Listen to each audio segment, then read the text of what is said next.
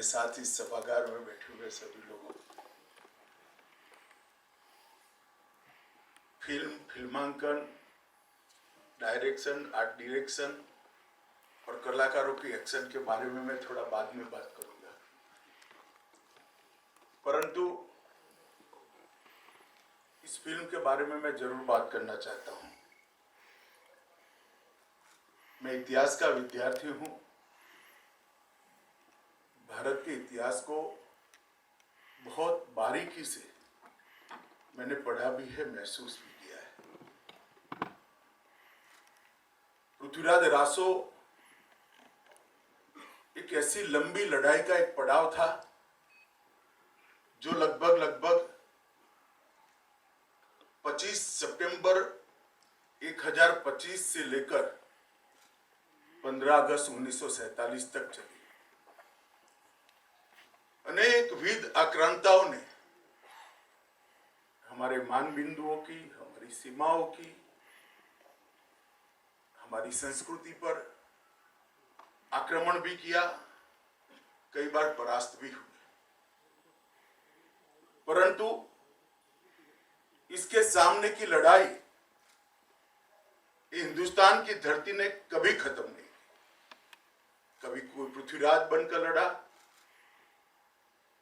कहीं कोई भीमदेव बनकर लड़ा, कोई सिंध के राजा दाहिर बनकर लड़ा, कोई कश्मीर के अनंतपाल लड़कर लड़ा। ये सब ने लड़ते लड़ते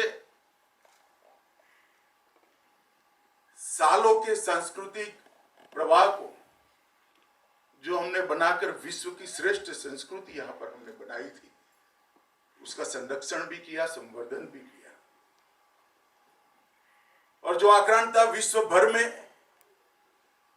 कभी पराजित नहीं हुए थे, उन्होंने स्वयं स्वीकार किया कि हम गंगा जमुना के मुहाने पे आकर डूब गए, वो हमें परास्त नहीं कर पाए। कई बार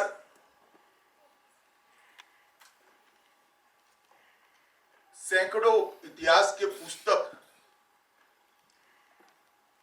जो स्वाभिमान और जन जागृति नहीं ला सकते, एक काव्य ला देता है। इसका उदाहरण जिस काव्य पर ये फिल्म बनी है वो पृथ्वीराज रासो है। और कई बार हजारों पृष्ठ इतिहास के किसी महानायक का वर्णन नहीं कर सकते, 2.5 घंटे की फिल्म वो महानायक को फिर से जनमानस के अंदर महानायक करके प्रस्तावित करती है। और इसका उदाहरण सम्राट पृथ्वीराज है। सम्राट पृथ्वीराज न केवल मातृभूमि के लिए लड़ने वाला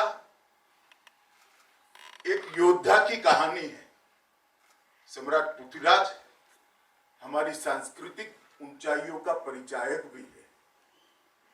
आज जब बात करते हैं स्त्री के स्वातंत्र की, स्त्री के एम्पावरमेंट की, विमेन एम्पावरमेंट की बात करने वालों ने पृथ्वीराज जरूर देखना चाहिए। मर्यादा के चौखट के अंदर महिला की स्वतंत्रता क्या हो सकती है, सम्मान क्या हो सकता है, समान अधिकार क्या हो सकता है, ये हमारी सांस्कृतिक ऊंचाइयों का बहुत सुंदर तरीके से चित्रण भाई चंद्र प्रकाश जी ने किया है। मैं उनको बहुत साधुवाद देना चाहता हूं। पृथ्वीराज कहानी एक ऐसे योद्धा की है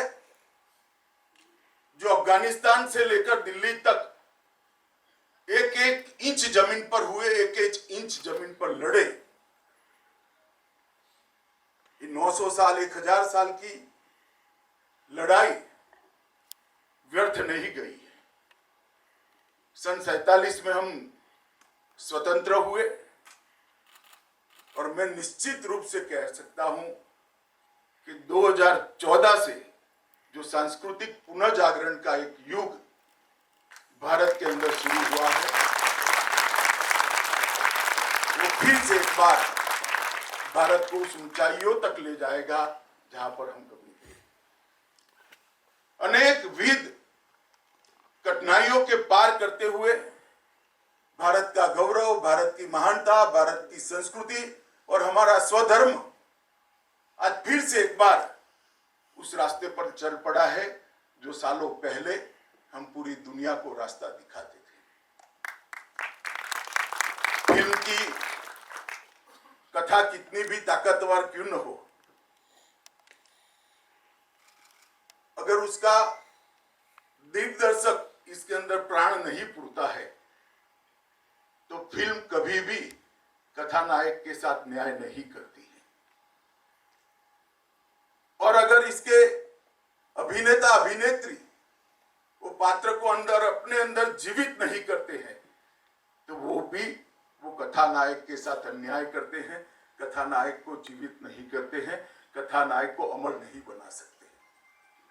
मैं बिल्कुल मन से किसी भी दबाव के बगैर कह रहा हूं, भाई चंद्र प्रकाश जी ने इस फिल्म को, पृथ्वीराज को हूबहू फिर से पुनर्जीवित करने का काम किया है और पूरे भारत के अंदर इससे चेतना की जागृति होगी, हमारी सांस्कृतिक ऊंचाइयों की स्मृति फिर से हम एक बार देख पाएंगे।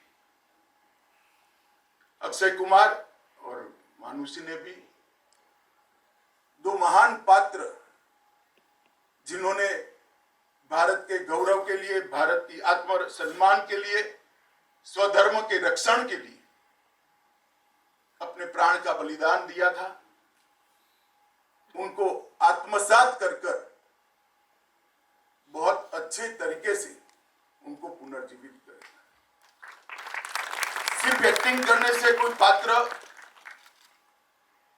और ऐसे महानायक का, ऐसी महानायिका का पात्र पुनर्जीवित नहीं होता है।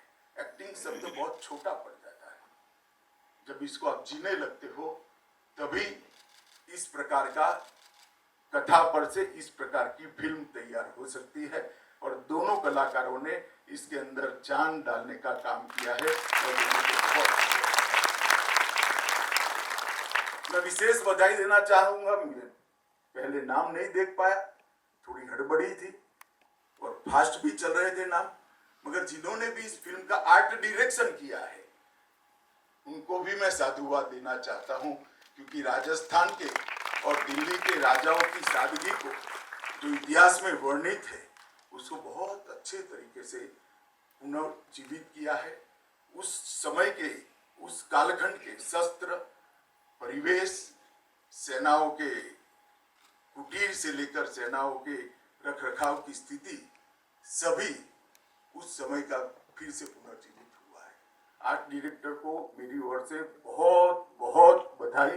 एक ऐसा क्षेत्र है जिस पर किसी का ध्यान नहीं जाता है, मगर मैं फिल्म सिर्फ देखने वाला व्यक्ति नहीं हूँ। हमारे गुजरात में एक शब्द है माणू, माणू मतलब इसको अपने दिल की गहराइयों से अनुभूति करना, इसको माणू कहते हैं। मैं फिल्म को सिर्फ देखने वाला व्यक्ति नहीं हूँ, इसकी अनुभूति करने वाला व्यक्ति हूँ। आर्ट डायरेक्टर को मेरी बहुत बहुत बधाई और आपकी पूरी टीम को मैं कहना चाहता हूँ कि फिल्म पूरे देश भर के अंदर फिर से एक बार आत्मगौरव, राष्ट्रभक्ति और स्वधर्म के प्रति अपने अभिमान को फिर से जागरूक करेगी, इसमें मेरे मन में कोई संशय नहीं है। मैं अक्षय भाई को भी बहुत बहुत धन्यवाद कहना चाहता हूँ। 13 साल के बाद मैं मेरे परिवार के साथ फिल्म देख रहा हूँ, जो उन्होंने मुझे मौका दिया 13 साल के बाद और गुजरात देखने का मौका दिया। इसके लिए अक्षय भाई का भी बहुत बहुत धन्यवाद। आप लोगों को भी बहुत बधाई। पहला शो आप लोग देख रहे हैं, बहुत बहुत शुभकामनाएं।